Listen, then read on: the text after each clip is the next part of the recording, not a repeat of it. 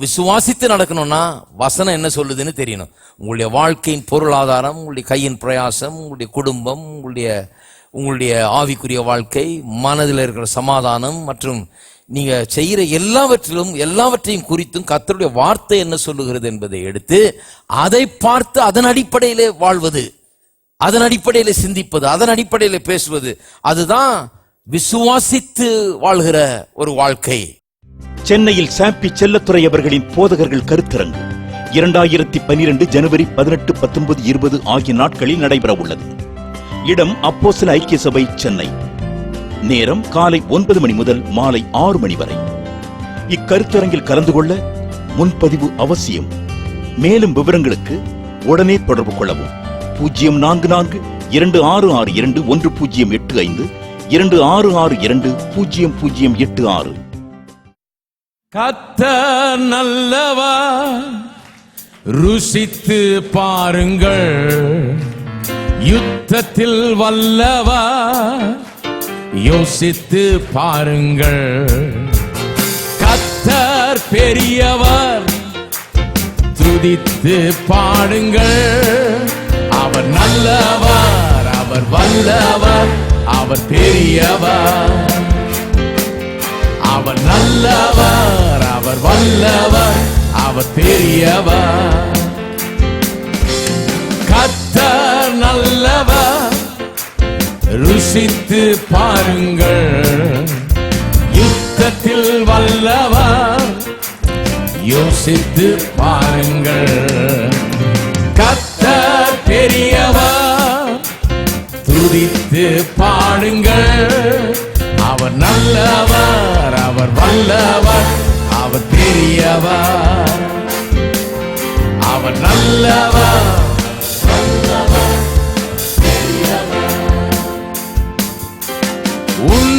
உன்னதமானவர், மறைவில் இருப்பவன், சர்வ வல்லவர், நிழலில் தங்குவான்.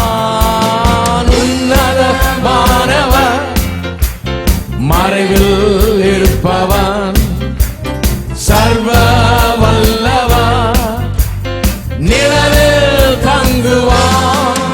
அவர் சிறகுகளால் உன்னை மூடுவார், செட்டையில் அடைக்கலம் புகுவாய். அவர் சிறகுகளால் உன்னை மூடுவார், செட்டையில் அடைக்கலம் புகுவாய். கர்த்தர் நல்லவர், ருசித்து பாருங்கள். யுத்தத்தில் வல்லவர், யோசித்து பாருங்கள். கர்த்தர் பெரியவர், துதித்து பாடுங்கள். அவர் நல்லவர், அவர் வல்லவர், அவர் பெரியவர். அவர் நல்லவர், அவர் வல்லவர், பெரியவர். வல்லமையானவர், கருத்தில் இருப்பவன், வாழ்வில் மேன்மையை அடைந்தே வாழுவான். வல்லமையானவர், கருத்தில் இருப்பவன், வாழ்வில் மேன்மையை அடைந்தே வாழுவான். அவர் கிருபையினால் உன்னை நிரப்பிடுவார், மகிமையில் தங்கிடுவார். அவர் கிருபையினால் உன்னை நிரப்பிடுவார், அவர் மகிமையில் தங்கிடுவார். கர்த்தர் நல்லவர், ருசித்து பாருங்கள். யுத்தத்தில் வல்லவர், யோசித்து பாருங்கள். கர்த்தர் பெரியவர், துதித்து பாடுங்கள். அவர் நல்லவர், அவர் வல்லவர், அவர் பெரியவர். அவர் நல்லவர், அவர் வல்லவர், அவர் பெரியவர். பரிசுத்தமானவர், பாதத்தில் இருப்பவன், பாரில் இயேசுவை பாடி போற்றுவான். பரிசுத்தமானவர், இருப்பவன் பாரில் இயேசுவை பாடி போற்றுவான். அவர் அன்பினால் உன்னை அணைத்திடுவார், ஆறுதல் பெற்றிடுவாய். அவர் அன்பினால் உன்னை அணைத்திடுவார், ஆறுதல் பெற்றிடுவாய். கர்த்தர் நல்லவர், ருசித்து பாருங்கள். யுத்தத்தில் வல்லவர், யோசித்து பாருங்கள். கர்த்தர் பெரியவர், துதித்து பாடுங்கள். அவர் நல்லவர், அவர் வல்லவர், அவர் பெரியவர். அவர் நல்லவர், அவர் வல்லவர், அவர் பெரியவர். அவர் நல்லவர், அவர் வல்லவர், அவர் பெரியவர்.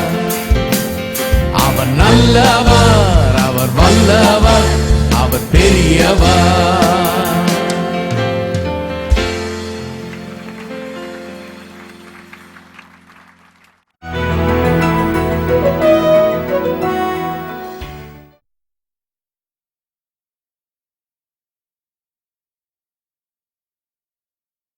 விசுவாசம்னா என்ன?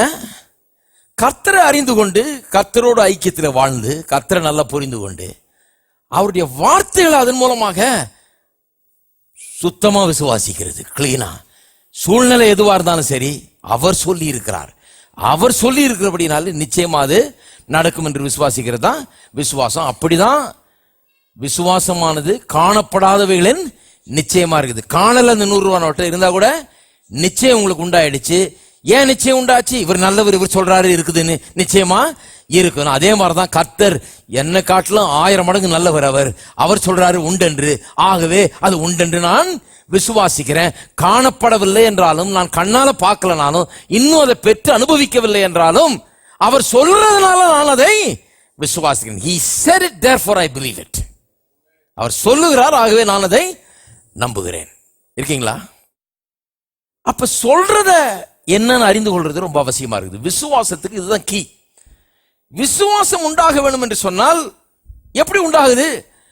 வேத வசனம் இல்லாமல் விசுவாசம் உண்டாகவே முடியாது. ஹலோ, ஏன்னா விசுவாசம் எப்படி உண்டாகுது? அவர் என்ன சொன்னார்னு தெரிஞ்சாதானே விசுவாசம் உண்டாகும்.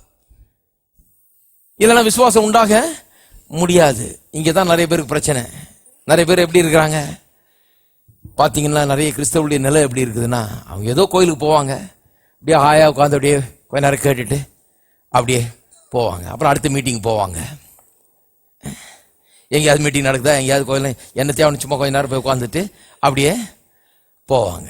ஆனால் ஒரு சீரியஸா இது என்ன சொல்லி இருக்கிறார் கர்த்தர், வேத வசனம் என்ன சொல்லுது, அவருடைய வாக்கு தத்துவம் என்ன, அதை பார்ப்போம். அவர் சொல்றாரு இந்த வாக்கு தத்துவத்தை பற்றி, இந்த வாக்கு தத்துவம் என்ன, அதை பார்ப்போம். அதை கொஞ்சம் ஆராய்வோம். இது உண்மையா கர்த்தர் சொல்லி இருக்கிறாரா? கர்த்தர் பொய் உரையாத தேவனா? அப்ப அவர் சொல்லி இருக்கிறாருன்னா நான் மற்ற எதையும் பார்க்க போறது இல்லை, அவர் சொன்னது தான் நான் பார்க்க போறேன். இதை பயிற்சி செய்து பார்க்க போறேன். அவர் சொன்னதையே நான் பேச போறேன். அவர் சொன்னதுதான் உண்மை என்று நம்ப போறேன். சூழ்நிலையை கூட உண்மை நம்புறது இல்லை, அவர் சொன்னதை நான் உண்மை என்று நம்ப போறேன். இதை வாழ்க்கையில பயிற்சி வைக்க போகிறேன், இதையே நோக்கி கொண்டிருக்க போறேன் அப்படிங்கிற ஒரு தீர்மானத்துக்கு வந்தால்தான் அது பயன் தர ஆரம்பிக்கிறது. இருக்கீங்களா? ஒருத்தர் சொல்ற நான் எல்லா மீட்டிங் போயிடுவேன், எல்லா மீட்டிங் போய் என்னாச்சு, அதனால ஏதாவது ஆகணும்னு சொல்லியிருக்காங்களா? யாராவது? கிடையாது. பைபிள் ஏதாவது சொல்லியிருக்காங்க அந்த மாதிரி எல்லா மீட்டிங் போனா ஏதாவது நடக்கும்னு? கிடையவே கிடையாது. வசனத்தை கவனிக்க வேண்டும். அதான் சொல்லியிருக்குது, என் மகனே என் வார்த்தைகளை கவனி. அது யாரும் அது விளங்கிக்கிறது இல்லை பாருங்க. கவனி. கோயிலுக்கு போறோமே கவனிக்கிறோமா அந்த வார்த்தைகளை? செவியை சாய். இதெல்லாம் ரொம்ப முக்கியம் பாருங்க. ஏன்னா விசுவாசம் வரணும்னா இது நடக்கணும். இது நடக்கலன்னா விசுவாசம் வருது. ஏதோ உள்ள போயிட்டு வெளியே வந்ததுனால விசுவாசம். சிலர் நினைக்கிறாங்க சிலர் இங்க வந்து கால் எடுத்து வச்சாலே ஏதாவது நடக்கும். சிலருக்கு அந்த இதெல்லாம் இருக்குது பாருங்க. சிலர் நினைக்கிறாங்க அவர் வந்து பாஸ்டர் வந்து வீட்டுல கால் எடுத்து வச்சாலே எல்லாம் சரியா போயிடும். இது இந்த மாதிரிலாம் நம்புற ஆளுங்கள்லாம் இருக்கிறாங்க. பாஸ்டர் தூக்கி அப்படியே தலை மேல வச்சுட்டு அவர் கால் வச்சாலே எல்லாம் சரியா போயிடும். நீங்க ஒரு தடவை கால் வச்சுட்டா போதும். சரி, நான் கால் வைக்கிறது இருக்கட்டும், நீங்க முதல்ல காலை கொண்டாந்து இங்க வச்சு உள்ள வந்து ஃபுல் மைண்டையும் யூஸ் பண்ணி நல்லா கவனிச்சு முழு இருதயத்தோடு கர்த்தருடைய வார்த்தையை கவனித்து அதை கவனம் செலுத்தி செவியை சாய்த்து அது சொல்லுகிறபடி செய்து இது பண்ணீங்கன்னா தான் நடக்குமே ஒழிய ஏதோ நான் கால் வச்சு நானா ரட்சகர், நானா சிலுவையில் அறையப்பட்டேன், நானா ரத்தம் சிந்தினேன், நானா உயிரோடு எழுந்தேன், நானா மரித்தேன், ஒன்றும் கிடையாது. ஞாயிற்றுக்கிழமை தட்டையை மாட்டு பிரசங்கம் பண்ணுகிறேன். மீதி நாள்லாம் என்ன பிரசங்கம் பண்ணுன்னு உட்கார்ந்து வேலை செய்து கொண்டிருக்கிறேன். என்னுடைய பிரயாசம் எல்லாம் சிலுவையில் தொங்குறது இல்லை, பாடுபடுறது இல்லை. என்னுடைய பிரயாசம் எல்லாம் என்ன எப்படி ஜனங்களுக்கு கர்த்தர் செய்திருக்கிற இந்த நன்மைகளை, கர்த்தர் சொல்லி இருக்கிற காரியங்களை, மீட்பின் மூலமாய் நமக்கு உண்டாயிருக்கிற ஆசீர்வாதங்களை எப்படி எடுத்து சொல்வது, சிறந்த முறையில எப்படி சொல்வது, அவங்களுக்கு விளங்குற மாதிரி எப்படி சொல்லுகிறது, அவங்களுக்கு பிரயோஜனமான விதத்தில் எப்படி சொல்லுவதுன்னு திங்கக்கிழமை சனிக்கிழமை வரைக்கும் யோசித்து ஞாயிற்றுக்கிழமை இங்க பிரசங்கம் பண்ணிட்டு இருக்கிறேன். ஹலோ, சில நினைக்கிறாங்க பாஸ்டர்னா சிலுவையில தொங்குற மாதிரி ஏதாவது பாடுபடணும். ஒருத்தர் சொல்றாரு, நீங்க என்னையா ஏசி ஹாலில் பிரசங்கம் பண்றீங்க, உங்களுக்கு என்ன தெரியும்? ஏசி இல்லாம ஃபேனே இல்லாமல் பிரசங்கம் பண்ணியிருக்கிறேன். தொப்பை கட்டையா நனைஞ்சு இங்கேருந்து வெளியே போனோன்னு சட்டை கழட்டி புளிஞ்சா ஒரு பக்கெட் தண்ணி வரும், அந்த மாதிரியும் பிரசங்கம் பண்ணியிருக்கிறேன். ஆனா பாடுபடுறதையே என் குறிக்கோளா வச்சுக்கிட்டு இல்லை நான். அது ஒன்று, ஏன் நான் பாடுபடுறதுனால யாராவது ஒரு ஆள் ரட்சிக்கப்படுறதுனா கூட நான் வாழ்நாள் முழுக்க பாடுபட தயார். என்னுடைய பாடுனால ஒரு நாளும் ரட்சிக்கப்பட போறது இல்லை. இயேசு பாடுபட்டார், அந்த பாடுகள் தான் முக்கியம், அந்த பாடுகள் தான் முக்கியம். அந்த பாடுகளை நான் பிரசங்கிக்கிறேன், அவ்வளவுதான். அவர் பாடுபட்டார், அதை விசுவாசி, அதை விசுவாசித்து உனக்கு அவர் சம்பாதித்த அந்த நன்மைகளை விசுவாசித்து எடுத்துக்கொள்ளுன்னு சொல்லுறேன், அவ்வளவுதான். அப்ப என்னால் நடக்க வேண்டியது என்ன இருக்குது? நான் என்ன செய்யணுமோ அதை செய்து கொண்டிருக்கிறேன், நான் பிரசங்கித்துக் கொண்டிருக்கிறேன், கடவுளுடைய வார்த்தையை சொல்லிக் கொண்டிருக்கிறேன். ஏன் சொல்லிட்டு இருக்கிறேன்? விசுவாசம் கேள்வினால் வரும், கேள்வி தேவனுடைய வசனத்தினால் வரும். விசுவாசம் வரணும்னா வார்த்தை வரணும், வார்த்தையில என்ன சொல்லியிருக்குன்னு தெரிஞ்சாதான் நான் விசுவாசிக்க முடியும். நான் 100 ரூபா நோட்டு இருக்குன்னு சொன்னதுனால தானே நீ 100 ரூபா நோட்டு இருக்குதுன்னு விசுவாசிக்கிறீங்க. ஒண்ணுமே தெரியலன்னா 100 ரூபா நோட்டு இருக்குன்னு விசுவாசிப்பீங்களா? அப்ப சுகம் இருக்குதுன்னு சொல்ல வேணும், செழிப்பு இருக்குதுன்னு சொல்ல வேணும், ஆசீர்வாதம் இருக்குதுன்னு சொல்லணும், வெற்றி இருக்குதுன்னு சொல்றோம், செய்வதெல்லாம் வாய்க்கும்னு இருக்குதுன்னு சொல்றோம். இதெல்லாம் வெளிப்படுத்தி சொல்வதுதான் பிரசங்கியாருடைய வேலை. நான் சொல்லிக் கொண்டிருக்கிறேன், இருக்கீங்களா? இதெல்லாம் சொல்லிக் கொண்டிருக்கிறேன். என்ன இருக்குதுங்கிறத வெளிப்படுத்தி கொண்டிருக்கிறோம். அதை குறித்து அறிவு உண்டாகணும், ஏன்னா அதுலதான் விசுவாசம் இருக்கிறது. அப்ப அறிவு பெருக வேணும். எதுல அறிவு பெருக வேணும்? கர்த்தர் நமக்காக என்ன செய்திருக்கிறார், என்ன வைத்திருக்கிறார், மீட்பு என்ன செய்திருக்கிறது, நமக்காக என்னத்தை கொடுத்திருக்கிறதுங்கிற அறிவு பெருக வேண்டும். ஏன்னா விசுவாசம், அந்த அறிவு பெருகிறதுனாலே இந்த விசுவாசம் விருத்தி அடைய முடியும். அந்த அறிவு இல்லாமல் விசுவாசம் விருத்தி அடைய முடியாது. இருக்கிறீங்களா? சரி. அப்ப விசுவாசம் என்கிறது காணப்படாதவர்களின் நிச்சயமா இருக்கிறது. நிச்சயம்னு சொன்னா எவிடன்ஸ் வருது இங்கிலீஷ்ல. எவிடன்ஸ் சொன்னா ஒரு காரியம் உண்டுங்கிறதுக்கு ஒரு நிரூபிக்கக்கூடிய ஒரு ஆதாரம், உண்டுன்னு நிரூபிக்கக்கூடிய ஒரு ஆதாரம். சுகம் உண்டு நிரூபிக்கிறதுக்கு ஆதாரம் என்ன இருக்குது? கர்த்தர் சொல்லியிருக்கார், நானே உன் பரிகாரியாகிய கர்த்தர். அதை நான் பூரணமா விசுவாசிக்கும் போது அதை நிரூபிக்கக்கூடிய ஆதாரமாகி விட்டது. என் தேவைகளெல்லாம் தன்னுடைய மகிமையின் ஐஸ்வர்யத்தின்படி சந்திக்கிறார் என்று சொல்லி இருக்குது. அதுதான் ஆதாரம், அதுதான் எனக்கு ப்ரூஃப், அதுதான் என்னுடைய விசுவாசம். பார்க்கல நான் இதை இன்னும். ஒருவேளை கையில காசு இல்லாம இருக்கலாம், கையில குறைச்சலோடு இருக்கலாம், நான் என்னுடைய வாழ்க்கையில குறைச்சலோடு இருக்கலாம். ஆனால் என்னுடைய விசுவாசம் எங்க இருக்குது? அவர் என்னுடைய தேவையெல்லாம் சந்திக்கிறார் என்கிறதுல என்னுடைய கவனத்தை நான் செலுத்துகிறேன். ஏனென்றால் பார்க்கறத நம்புறது இல்லை, நான் எதை நம்பிக்கொண்டிருக்கிறேன்? கர்த்தருடைய வார்த்தை சொல்லுகிறதை நம்புகிறேன். இருக்கீங்களா? திருப்புங்கள் 2 கொரிந்தியர் 4 அதிகாரம். 2 கொரிந்தியர் 4:17. மேலும் காணப்படுகிறவளை அல்ல காணப்படாதவளை நோக்கி இருக்கிற நமக்கு. பாருங்க எப்படி சொல்லி இருக்குதுன்னு. நமக்குன்னு சொன்னா விசுவாசிகளை குறித்து பேசுறாரு, விசுவாசிகளுக்கு எழுதுறாரு, நமக்குன்றாரு. அப்ப நம்ம யாரு? நம்ம எப்படிப்பட்ட ஜனம்? விசுவாசிங்கிறது உலகத்தாரை விட வித்தியாசமான ஜனம். எப்படிப்பட்ட ஜனம் நாம்? காணப்படுகிறவளை அல்ல. எல்லாம் சொல்லுங்க, காணப்படுகிறவளை அல்ல. காணப்படுகிறவளை அல்ல, காணப்படாதவளை நோக்கி இருக்கிற நமக்கு. என்னையா அது? காணப்படுகிறவளை நோக்க கூடாதான், காணப்படாதவளை நோக்கி கொண்டிருக்கணுமா? அது என்னது? அது எப்படி? அது அதாவது என்ன சொல்ல வருகிறாருன்னு சொன்னா, காணப்படுகிறவளை அல்ல காணப்படாதவளை நோக்கி இருக்கிற நமக்குன்னு சொன்னா, காணப்படுகிற என்னுடைய தேவைகளை நான் நோக்கி இல்லை, என்னுடைய தேவை அவருடைய ஐஸ்வர்யத்தின்படி சந்திக்கப்படும் என்று தேவனுடைய வார்த்தை சொல்லுகிறது இல்லையா? அதை நோக்கி இருக்கிற நமக்கு அந்த அர்த்தத்தில் தான் சொல்லப்பட்டிருக்குது. அப்ப ஒரு விசுவாசி என்கிறவன் யார்? அவன் எனக்கு கஷ்டம், எனக்கு நஷ்டம், எனக்கு போச்சு, எனக்கு இல்ல, எனக்கு குறைவு, இதையே பேசிட்டு இருக்கிற ஆளு விசுவாசி. சரியான விசுவாசி இல்ல. ஒருவேளை ரட்சிக்கப்பட்டிருக்கலாம், செத்தா பரலவும் போலாம் ஒருவேளை. ஆனா அந்த பூலோகத்தில் இந்த ஆளால ஒரு பிரயோஜனமும் இருக்காது, ஒரு வெற்றி வாழ்க்கை இருக்காது, ஒரு முன்னேற்றம் இருக்காது, வாழ்க்கையில எந்த ஒரு இதுவும் இருக்காது. ஏன்னு சொன்னா நெகட்டிவாவே போயிட்டு இருக்குது. வசனத்தை விசுவாசிக்கிற ஒரு வாழ்க்கை கிடையாது. விசுவாசத்தால் நீதிமான் பிழைப்பான்றது என்னன்னு விளங்கவே இல்லை. ஏதோ ரட்சிக்கப்பட்டாச்சு, ஞானஸ்நானம் எடுத்தாச்சு, கோயிலுக்கு போயிட்டு வர்றாங்களே ஒழிய இந்த மாதிரி ஒரு வாழ்க்கை இன்னும் உண்டாகவில்லை. கஷ்டம் நஷ்டம் போச்சு, இல்ல அது வறுமை ஒண்ணு இல்ல, அவங்க இப்படி பண்ணிட்டாங்க, இவங்க இப்படி பண்ணிட்டாங்க, ஒரே கஷ்டம். இதே அழுகுதான் தினந்தோறும். பாட்டும் அழுகையான பாட்டா எடுக்கிறது, பிரசங்கம் அழுகு பிரசங்கம் கேட்கறது.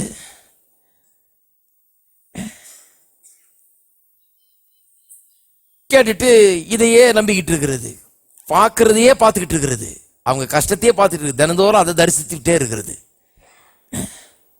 விசுவாசி அப்படிப்பட்டவன் இல்லை. விசுவாசி என்ன பண்ண, ஒருவேளை அவன் கஷ்டப்படலாம், ஆனால் காணப்படுகிற வேளை அல்ல, காணப்படுகிற அந்த கஷ்டத்தை அல்ல, காணப்படாத வேளை நோக்கி இருக்கிற நமக்கு. அவன் கஷ்டத்தின் மத்தியில் இருந்தாலும் எதை நோக்கி கொண்டிருக்கிறான்? என் தேவனுடைய குறைவுகள் எல்லாம் நிறைவாக்குவார் என்பதை நோக்கி கொண்டிருக்கிறான். கவனம் எல்லாம் அங்க இருக்குது.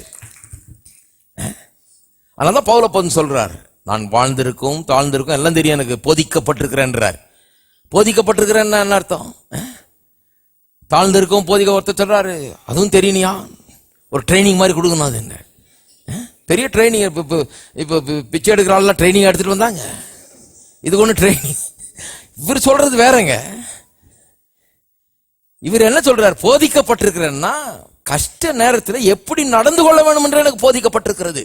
கஷ்டம் இருக்கலாம், ஆனா அந்த கஷ்டத்தை பார்க்க கூடாது. நான் எதை பார்க்க வேணும்? கர்த்தர் ரெண்டு தேவைகள் எல்லாம் சந்திக்கிற தேவன், எனக்கு குறைவில்லை, அவரின் மெய்ப்பராய் இருக்கிறார், நான் தாழ்ச்சி அடையவில்லை, தாழ்ச்சி அடையேன் என்கிறதை நோக்கி பார்க்கிற ஒரு போதனை எனக்கு கொடுக்கப்பட்டிருக்கிறது.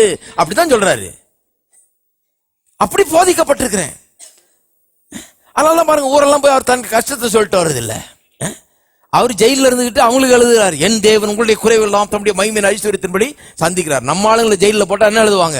பிரதர் நல்லா உபவாசம் பண்ணி ஜெபம் பண்ணுங்க, தயவு செய்து என்ன மறந்துடாதீங்க, முழு இரவு ஜெபத்தை கூட்டுங்க, முழு நாள் ஜெபத்தை கூட்டுங்க,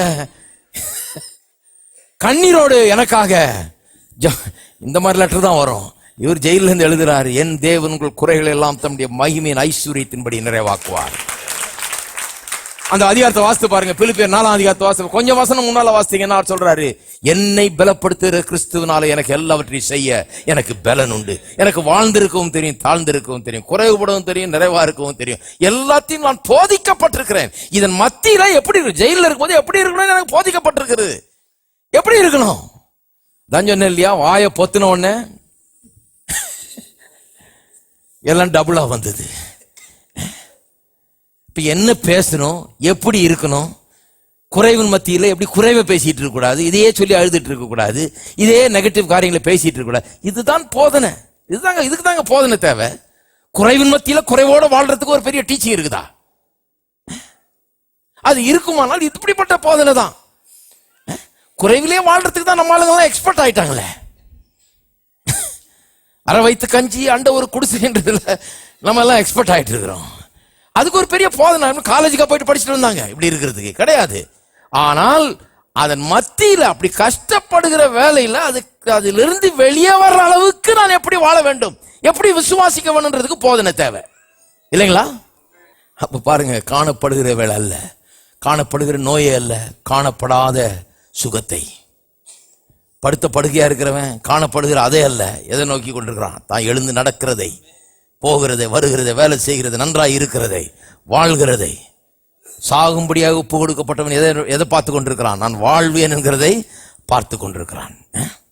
காணப்படுகிறவை அல்ல, காணப்படுகிற கஷ்டத்தை அல்ல, குறைவை அல்ல, நோயை அல்ல, இல்லாமை அல்ல, வறுமை அல்ல, காணப்படாதவைகளை, இன்னும் கையில கிடைக்காதவைகளை, தேவனுடைய வார்த்தை வாக்கு தத்தம் பண்ணுகிறவைகளை நோக்கி இருக்கிற நமக்கு இருக்கீங்களா?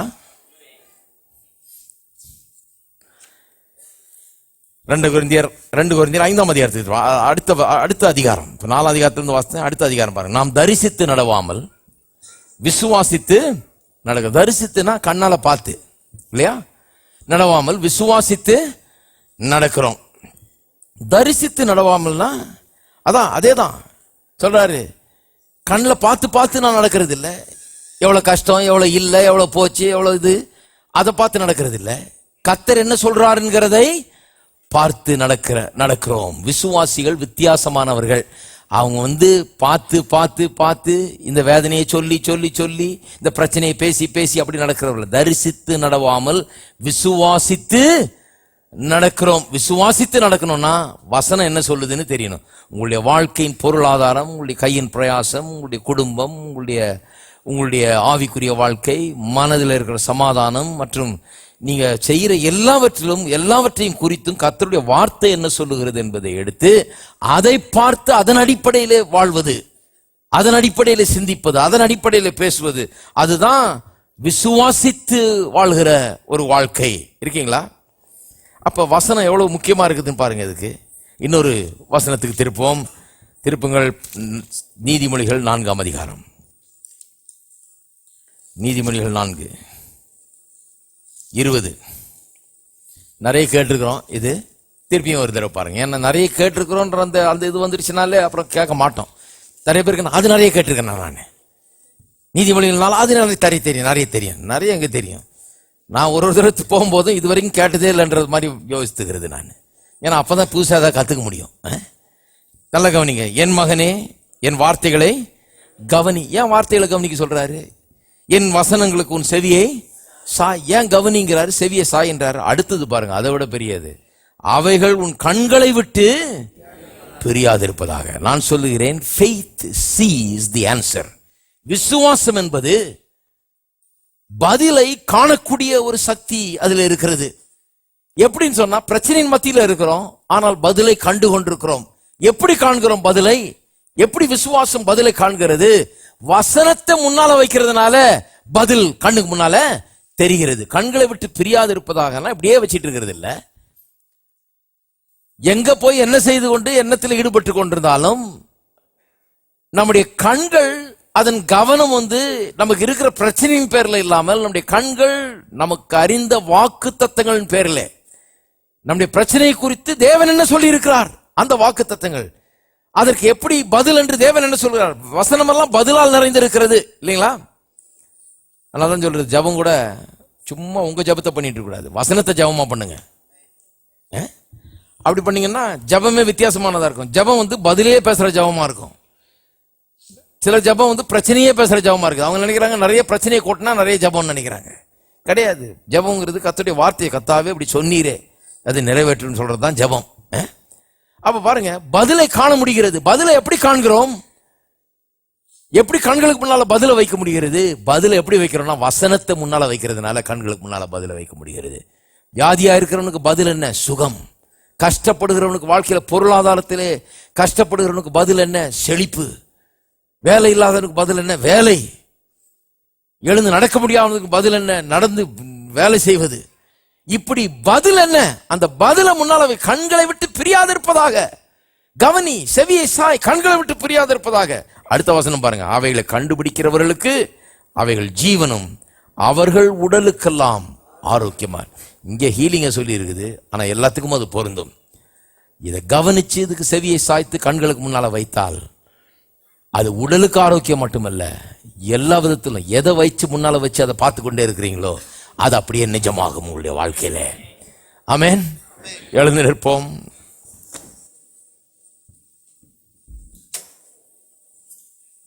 நிச்சயம் வரணும். எங்க இருந்து வரணும்? விசுவாசத்திலிருந்து வரணும். விசுவாசம் எங்க இருந்து? வார்த்தையிலிருந்து. அந்த உறுதி இருக்குதா? நிச்சயம் இருக்குதா? நீங்கள் கனவு காண்கிற காரியங்கள், நம்பிக்கொண்டிருக்கிற காரியங்களை குறித்த உறுதி நிச்சயம் இருக்கிறதா? காணப்படாத காரியங்களை குறித்த நிச்சயம் இருக்கிறதா? அதுதான் விசுவாசம். அதை வளர்த்து கொள்ளலாம். அந்த நிச்சயத்தை, உறுதியை நாளுக்கு நாள் வளர்க்க முடியும் என்பதை சொல்லிக் கொள்கிறேன். அதை வளர்க்கிற வேலையில ஈடுபட வேண்டும். நாம் எத்தனை பேர் ஈடுபட போறீங்க வளர்க்கிற வேலையில? உங்களுக்கு என்ன தேவையோ, எதை எதிர்பார்க்கிறீங்களோ, எந்த அடைய விரும்புகிறீர்களோ அதற்குரிய உறுதியும் நிச்சயத்தையும் வளர்க்கிற வேலையிலே நீங்கள் ஈடுபடலாம். அதுதான் விசுவாசத்தை விருத்தி அடைய செய்வது. எல்லாரும் ஜெபிப்போம். கைகளை உயர்த்தி நாம் கர்த்தருக்கு நன்றி செலுத்துவோம். ஸ்தோத்திரம் இந்த வார்த்தைகளுக்காக. பிதாவே, உம்மை துதிக்கிறோம், உம்மை ஸ்தோத்திரிக்கிறோம். இந்த வார்த்தைகளுக்காக உங்களுக்கு நன்றி செலுத்துகிறோம். நீர் நல்லவர், பொய்யே உரைக்க முடியாத தேவன் நீர். உண்மை முத்தமானவர், சொன்னவர்கள் அப்படியே நிறைவேற்றுகிற தேவன். ஸ்தோத்திரம். உடைய வார்த்தைகளை நாங்கள் நம்புகிறோம் கர்த்தாவே. என்னுடைய ஆவி, ஆத்மா, சரீரம், குடும்பம், பொருளாதாரம், கையின் பிரயாசம் எல்லாவற்றையும் குறித்து சொல்லப்பட்டிருக்கிற தேவனுடைய வார்த்தைகள் இன்றைக்கு நினைவு கூறுகிறோம். உடைய வார்த்தையின்படியே எங்களுக்கு ஆக கடவுது என்று சொல்லுகிறோம். உடைய வார்த்தை எங்கள் கண்களுக்கு முன்பாக வைக்கிறோம், அதை கவனிக்கிறோம், செவியை சாய்க்கிறோம் கர்த்தாவே. விசுவாசம் உள்ளத்திலே விருத்தி அடையட்டும், மலைகள் தவிடுபடி ஆகட்டும், இடையூறுகள் குறுக்கே நிற்கிற காரியங்கள் ஒன்றுமில்லாமற் போகட்டும், வியாதிகள், நோய்கள், பலவீனங்கள், இல்லாமை, வறுமை, கஷ்டங்கள், தோல்விகள் அகன்று போகட்டும். இயேசுவின் நாமத்தினாலே வெற்றியும் ஜெயமும் சுகமும் சுபிட்சமும் இயேசுவின் நாமத்திலே உண்டாயிருக்கட்டும். விசுவாசம் மலைகளை கூட பெயர்க்கிறது என்று பார்த்தோமே, மலைகள் பெயர்க்கப்படட்டும், எரியப்படட்டும், சமுத்திரத்தின் நடுவிலே ஒன்றுமில்லாமற் போகட்டும், காணாமற் போகட்டும். இன்றைக்கு நாங்கள் காணாத அந்த காரியங்கள், உடைய வார்த்தையில் வாக்கு பண்ணப்பட்டிருக்கிற காரியங்கள் நிஜமாகட்டும் இயேசுவின் நாமத்தினாலே. உடைய ஜனங்கள் உடைய வார்த்தையின்படி ஆசீர்வதிப்பீராக, சகல நன்மையினாலும் திருப்தியாக்குவீராக, நிரப்புவீராக. இயேசுவின் நாமத்திலே ஜெபிக்கிறோம், ஆமென். நம்முடைய கர்த்தராகிய இயேசு கிறிஸ்துவின் கிருபையும் பிதாவாகிய தேவனுடைய அன்பும் பரிசுத்த ஆவியானவருடைய ஐக்கியம் நம் அனைவரோடும் இன்றைக்கும் என்றைக்கும் இருப்பதாக, ஆமென்.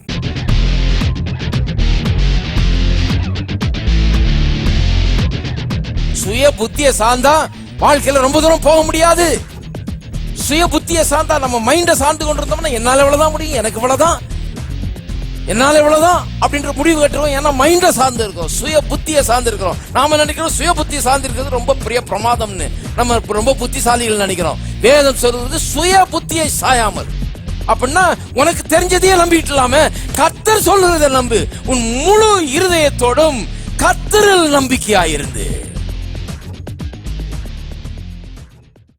சென்னையில் சாம்பி செல்லத்துறை அவர்களின் போதகர்கள் கருத்தரங்கு 2012 ஜனவரி 18, 19, 20 ஆகிய நாட்களில் நடைபெற உள்ளது. இடம் அப்போஸ்தல ஐக்கிய சபை, சென்னை. நேரம் காலை 9 மணி முதல் மாலை 6 மணி வரை. இக்கருத்தரங்கில் கலந்து கொள்ள முன்பதிவு அவசியம். மேலும் விவரங்களுக்கு உடனே தொடர்பு கொள்ளவும். 0442662108 26620086. Hallelujah.